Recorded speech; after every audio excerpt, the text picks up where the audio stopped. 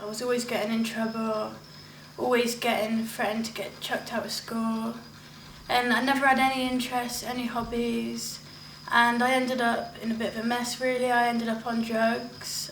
And eventually I ended up in prison.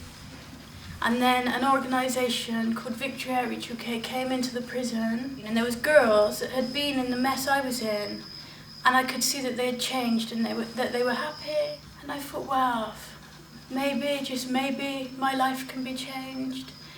Lucy came on an open day to the college, and I had a chat with her. She was on and on about doing a course. She explained that she needed an animal care qualification, management level, and we were struck by her straight away. She had a bit of a sparkle about her, I think. I just wanted to help people myself, and I found it hard to trust people.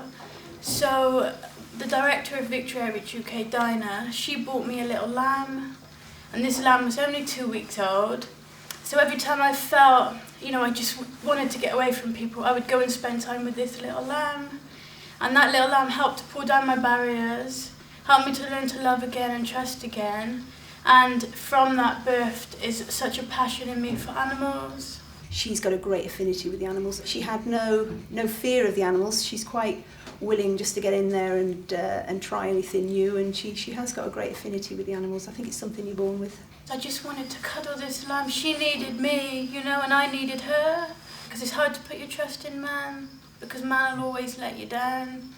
But the animals, they'll wag their tails, but they won't wag their tongues. Lucy just never complains about anything. She just gets on with things, and she's a good role model for the others. There's a plan for my life now. My life was going nowhere. I was a nobody. People would cross over the road because they didn't want to walk on the same side of the road as me. And now I have such a compassion. I just want to help. If you've got an interest, you're going to put your all in. If you put your all in, then you're going to do your best. And if you do your best is enough.